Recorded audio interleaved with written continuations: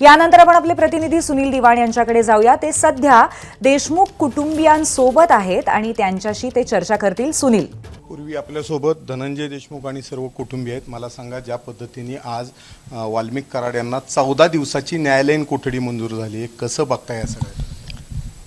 आज सुनावणी दरम्यान जी न्यायालयीन कोठडी दिलेली आहे, तर माझं एक मत आहे आणि स्पष्ट आहे, हे जे साखळी गुन्हेगारी आहे सगळी, एका एकावर 10-10, 15-15, 20-20 गुन्हे आहेत, त्या लोकांना न्यायालयीन कोठडी दिली जरी असली तरी सगळं अंडर ट्रायल चालवण्यात यावं। यांना कुठं जामीन वगैरे मांडण्याचा यांनी कुठं मार्ग दिला नाही पाहिजे। त्याचं कारण असं आहे की पूर्ण दहशतीमध्ये सगळे हे जे प्रकार आलेले उघडकीस आहेत किंवा सिद्ध झालेले आहेत, त्यातून पूर्ण दहशतीचं वातावरण यांनी तयार केलेलं आहे। कुठंही यांना जामीन वगैरेचा मार्ग दिला नाही पाहिजे, असं आमचं देशमुख कुटुंबियाचं मत आहे। मला सांगा, हे सगळं होताना शासनाकडनं योग्य रीतीने ही केस हाताळली जात नाही किंवा CID कडनं योग्य रीतीने केस हाताळली जात नाही असं वाटतं आपल्याला? होतंय काय माहिती आहे का, जरी सगळे सक्त आदेश असले की आरोपीला सोडलं जाणार नाही, आरोपीला फाशी दिली जाईल, तरी तुम्ही जे बेसिकली काही गोष्टी आहेत त्या मी तुम्हाला म्हणजे कालच्या व्हिडिओ चित्रीकरणातून सांगतो तुम्हाला। जे CCTV फुटेज आला आहे त्याच्यातले सगळे आरोपी याच्यावर 10-10, 15-15 गुन्हे आहेत। त्यासोबतच काही पोलीस अधिकारी आहेत, त्याच्यातले काही अधिकारी फरार आहेत कागदोपत्री 2-2 वर्षापासून, आणि ते त्यांच्यासोबत मीटिंग करतायत एका ऑफिसमध्ये, एका राजकीय पक्षाच्या ऑफिसमध्ये।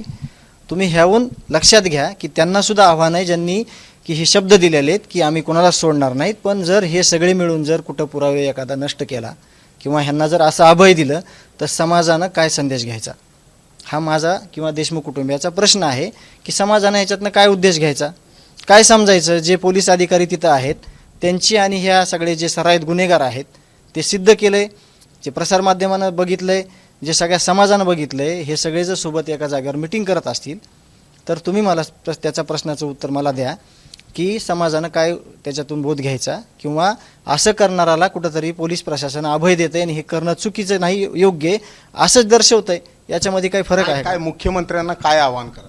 हे सगळे जे बुडापासून जे धागेदोर आहेत सगळे, त्याच्यासाठी हे जे नेमलेल्या समित्या आहेत काम करतायत। आम्ही आत्तापर्यंत सगळ्यांवर विश्वास दर्शवलेला आहे। मुख्यमंत्री साहेब असतील, SIT असेल, न्यायालयीन समिती स्थापन झाली, त्याच्यानंतर CID आहे, पोलीस यंत्रणा आहे, पण याच्यामध्ये सगळ्यांनी मिळून असा निश्चय केला पाहिजे की हे सगळं संपवायचं आहे। त्याच्यात जर असे प्रकारे काल बघितला सोशल मीडियाला व्हिडिओ, तशा प्रकारचे जर काही व्हिडिओ असतील तर जनतेचा पूर्ण विश्वास उडून जाईल। जनता विश्वास ठेवणार नाही किंवा न्याय मागताना आम्हाला पण विचार करावा लागेल की आपल्याला न्याय भेटेल का नाही भेटेल। आपल्यासोबत ताई आहे। ताई, मला सांग, भीती वाटते आता न्यायालयीन कोठडी मिळाल्यामुळं?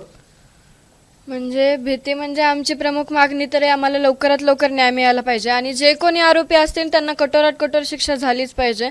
आणि आत्ता चाचा बोलला तसं जर पोलीसच गुंडांना किंवा ह्या गुन्हेगारीला थरा देत असतील तर आम्ही न्याय मागायचा कुणाकडे? कारण की पोलिसांचं कर्तव्य आहे की जे गुन्हेगारी आहे ती त्यांनी बंद करायला पाहिजे। आणि आता कारण की जे बाकीचे लोक आहेत त्यांना कळेल की गुन्हेगारीला कुठेतरी थारा दिला जात नाहीये, म्हणून आम्हाला इतकंच वाटतं की जे कोणी गुन्हेगार आहेत किंवा पोलीस असतील किंवा जे कोणी त्यांना मदत करणारे असतील यामध्ये त्यांना 6 आरोपी करून कठोरात कठोर शिक्षा दिलीच पाहिजे।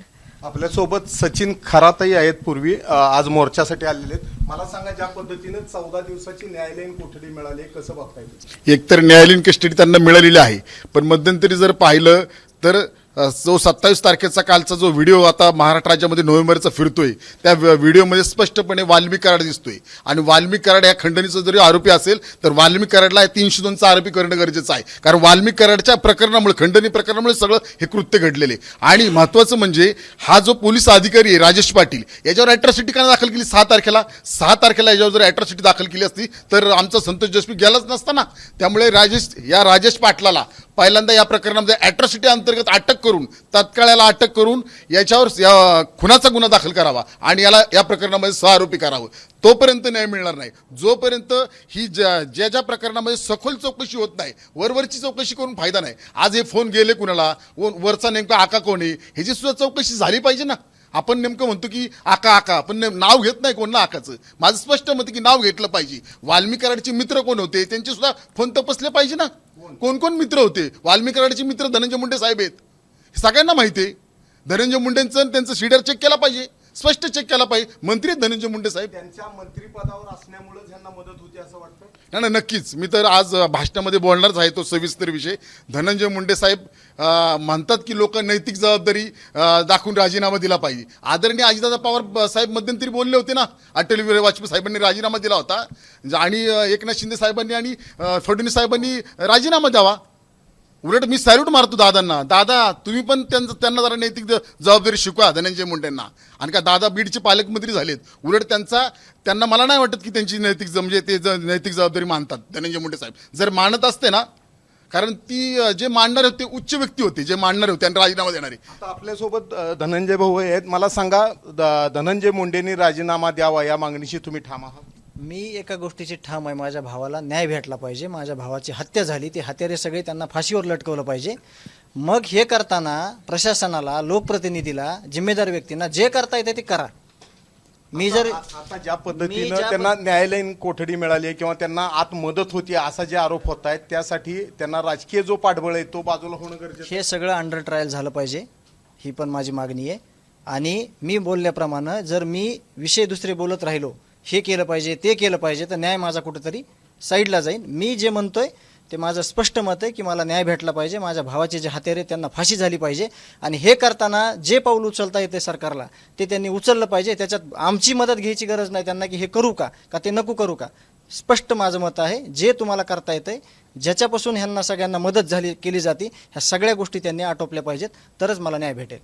तर पूर्वी यांचं म्हणणं आहे काही जरी झालं तरी आमच्या भावाला न्याय मिळाला पाहिजे, त्यासाठी ते झटतायत आणि त्यांची पहिली मागणी हीच आहे आणि यासाठी मुख्यमंत्री आणि सर्वांनी प्रयत्न करावेत असं त्यांचं सांगणं आहे. पूर्वी धन्यवाद सुनील. तर आपण पाहिलं आमचे प्रतिनिधी सुनील दिवाण आता देशमुख कुटुंबियांशी चर्चा करत होते आणि या सीसीटीव्ही फुटेजमध्ये जे पोलीस अधिकारी दिसतात त्यांच्यावरती सुद्धा कारवाई करावी अशा पद्धतीची मागणी धनंजय देशमुख यांनी केली आहे.